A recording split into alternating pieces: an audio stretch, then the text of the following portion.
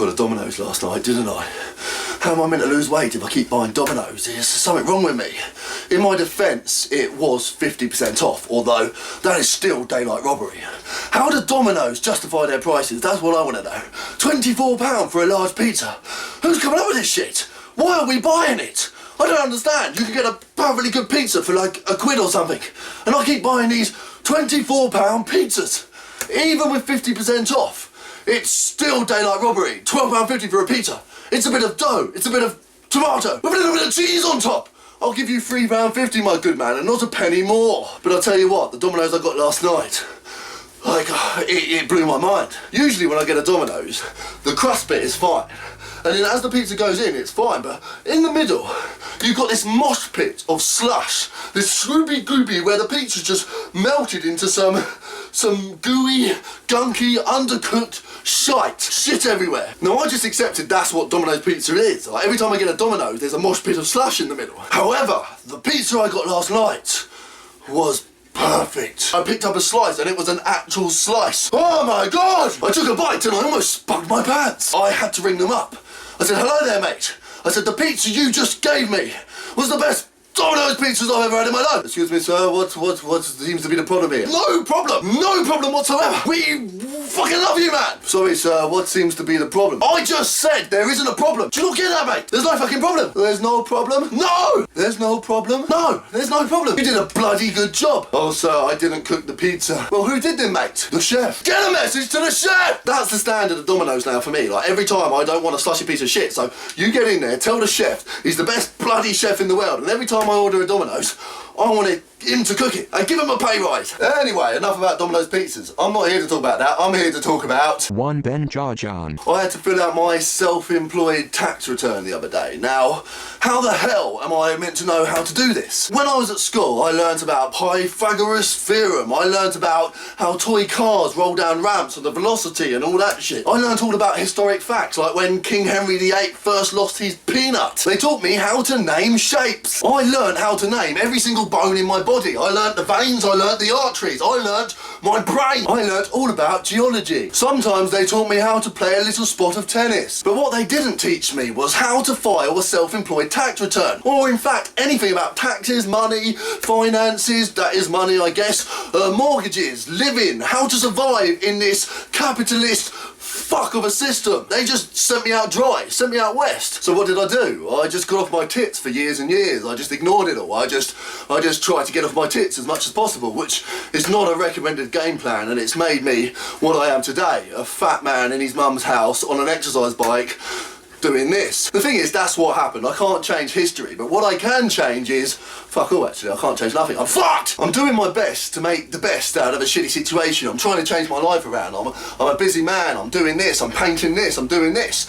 So now I've got to fill in tax returns, but I don't know how to do it. I thought my tax return would be how much I've earned, what my expenses were, as in like my tools, my travel, blah, blah, blah, and then you get the net amount, you tell them that, dish, bash, bosh, sorted, done. There was 27 pages of complete and utter bullshit. I didn't have a clue what it was about. I didn't have a clue about any of it. How much expenditure for your APR typical rate of APR actual riddle? When you weigh up the typical APR percent of the 9.2 point ad premium, what is your final Hyde?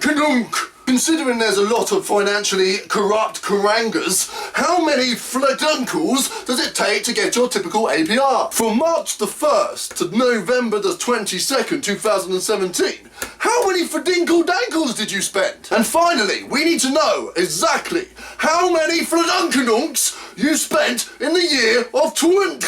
You guys haven't got a clue what I'm on about, and that's exactly what I had when I was reading the thing. I didn't have a clue what they were on about. They may as well have spoke to me in the ancient language of I'll tell you what should have happened. After school, they should have said, right, forget about all that crap, you're never going to need it, just forget about it. Now, we're going to give you a crash course in shit that actually matters. First, we're going to teach you about money and how it's going to control your bollocks and how to use it wisely and not bunking up the wall. Next, we're going to teach you the best way to get a roof over your head, because that's not a given. You'll be on the fucking streets if you don't fucking do what they want you to do. Next, we're going to teach you about survival skills, about how not to eat cancerous pots of shit every day. And finally, we're going to teach you best ways to be happy, how to connect with your spirituality and all that hippie shit, so you've got the best chance to keep a smile. So anyway, because I didn't have a crash course in life, when I got my self-employed tax return and I opened it and read it, there was 27 million questions that I didn't understand. Nobody to teach me, and they just expect you to know this shit. I would literally read a question over and over about 85 times. What's your typical rate of APR premium dibbley-doo? What? Read it again. What's your typical rate of APR? I don't know, mate! What is your typical rate of APR premium 7.5 niddly? I don't know! In the end, I just went, yep, that'll do. Tick, tick, tick, tick, tick, tick. I was caning it. I was like, I'm flying through it. Tick, tick, tick, diddly do. 7.8.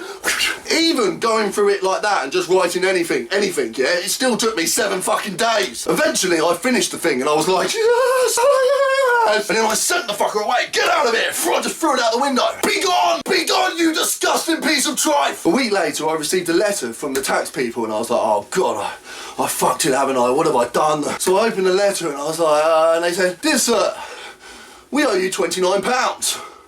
I was like, sweet. I thought I was going to owe you £20 million. But I'll take £29, thank you very much. Every little helps. It didn't last very long though. I spent it on a Domino's last night. But yeah, even though self-employed tax returns are a right pain in the arse, I don't understand them, you still get 29 quid, so it ain't that bad. Like, but I wouldn't change it. I wouldn't want to get a proper job working for a boss because, like, fuck that. I'm quite happy painting the odd bit of diddly and scraping by until one day I win the lottery or something. But I do know one thing. I never ever want to go to the job centre again. Talk about feeling like a piece of shit. I honestly think the people that work there are trained to make you feel this small. So you're like, I can't come here anymore. I've got to get a job. Whatever it is, I'll lick shit off a barrel. Just give me a job. I've never been to the job centre where someone hasn't been kicking off. Like somebody is there, like, going mental, like, please, I need this money, I'm going to die. And the staff are like, I'm sorry, sir, you forgot to tick the vital box on the top right of the 3rd page on the document. And the bloke saying, look, I'm sorry, I'll tick it now, I'm going to die, so are my kids. And they're like, I'm sorry, sir, you forgot to tick the box on the 3rd page of the 3rd line of the fucking document. The guy is literally there crying, like, please, oh, sorry, I should have ticked the fucking 3rd box, just please, I need some bread. I'm sorry, sir, but you forgot to tick the 3rd fucking. I swear that the people that work there get their nourishment from people suffering and angst and pain. They're like, you're gonna die? Yes. I went in there once and I suddenly had this amazing brainwave. I said to them, can I have a job here? And they said, what do you mean, can you have a job here? I said, can I have a job here at the job centre? Like, I'll have a job at the job centre. It's fucking genius, isn't it? And they said, no, sir, there's no jobs at the job centre. I said, well, how did you get your fucking job? They said, no, sir, don't be funny with me. There is no jobs at the job centre. I said, there must have been at some point. There must have been a vacancy that you took. There was a job in the job centre, but then you took it. Now there's no job in the job centre. Sir, you are really testing my patience. Will you just fucking get a proper job and then fuck off? I said to him, like, at one point, you were probably just like me, desperate and that, and you come in here and you, like, just went, oh, well, I'll just fucking work here. All us other peasants have got to scrape for beans outside when you've got a job in the fucking job centre. Saying that, I wouldn't want to work in the fucking job centre anyway. I'd rather shoot myself with a fucking whale gun. The woman who sorted me out, like, not in a good way, the one who, like, sorted me out to try and fuck me. Not in a good way again. I'm not good with words. I've got a shit vocabulary. Fuck! Anyway, the woman who sorted me out was a proper bitch. Her initials were AK. I used to call her AK-47 because she used to go metaphorically, as in the bullets were like job applications. Get a job!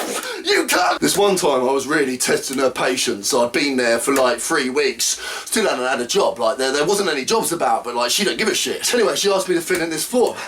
And when I signed it and put the date, I put the wrong year. It was in March and I put the year before. It shows where I was at mentally. I was on my tits. Anyway, she said, Mr. Hyde, how do you suppose you're going to find a job if you do not know what year it is? I said, yeah, good point. I'm fucked in already. I may as well just kill myself, shouldn't I? She wanted to say, yes, I'll give you a hand. Here's a fucking gun. But she couldn't because she had to be professional. So she said, now, Mr. Hyde, we shall get you working in a factory soon enough. Like it was the best thing that would happen to me. Oh, thank you, AK-47. Thank you, oh, kindly. You're going to get me slaving away in a factory for 2p a second. Thank you very much. Thank you. That's what really annoys me about the job centre. All the posters around, like people. Like, there was this one poster of a mechanic looking like he'd just arrived at Fort Park. He was like, there was a geezer in a hot dog factory going, and a prostitute with her legs behind her back going, woohoo! Don't sugarcoat a turd. Jobs suck. Just have a picture of a geezer slicing some tomatoes going, Honesty's the best policy. I don't like being lied to. If you're being honest to me, I think, oh, fuck it, go on in. But don't try and make it seem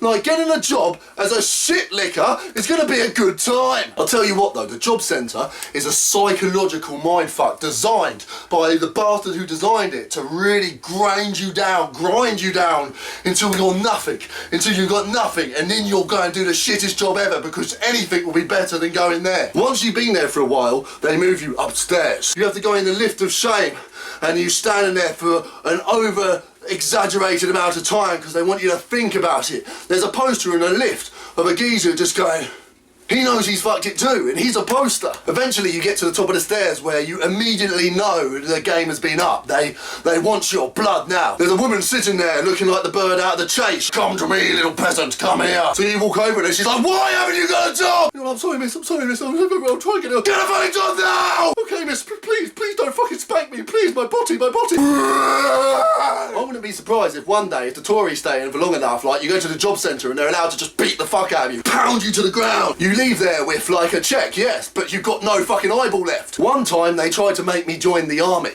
Me, join the army. I'm like a hippie, man. Like, there's no fucking army for me. But they use the same tactics as like the shit jobs. They're like, show a geezer in a field killing someone going, whee! I mean, what's that about? Unless the bullet has just hit his head and it's the reaction of him getting shot. He's like, whee! There's no other way that you would be smiling as you're running around a war field. I once saw an advert on telly for the army and it showed this geezer in a nightclub, like rocking away, necking Jaeger bombs, like loads of fit women around him. He's like, whoa, and he goes out the door and he's in a fucking war field. How does he get from a nightclub to a war field in like 0.2 seconds, and why are they mixing the two? A honest advert for an army should be a geezer lying in a fucking ditch with half a leg missing, like his arm blown off, and he's just like, oh, this kind of sucks. And then you can make up your own mind based on reality whether you want to risk your life for some oil snatching bastards. We're invading other countries and then somehow we're fighting for freedom. I don't fucking understand that one, but anyway, that's for another day. I'm fed up of adverts sugarcoating like shit. Banks do it as well. They act like they're your best friends when really they just want to like drag you in, keep you trapped, and then own you for the rest of your life. But they got this geezer in the advert going, we give you extra!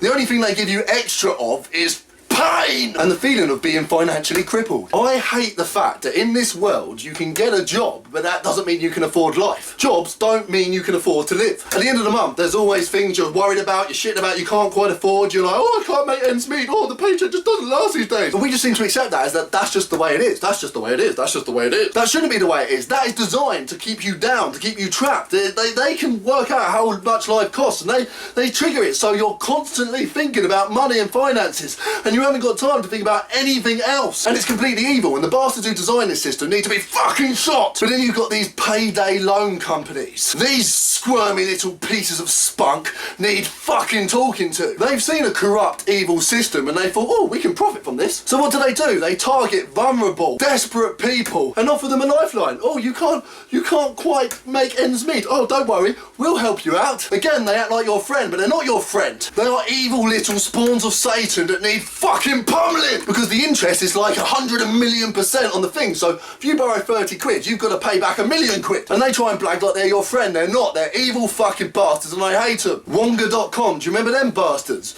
Well, a while back, Newcastle United was sponsored by them and their player, Papadopoulos,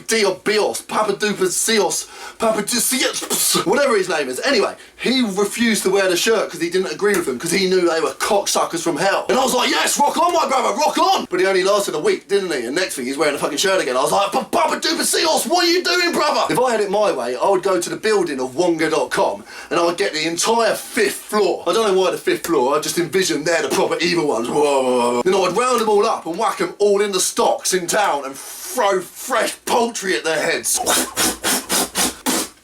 But unfortunately that's never going to happen, and the other day I took out a loan from them and now I'm in serious debt.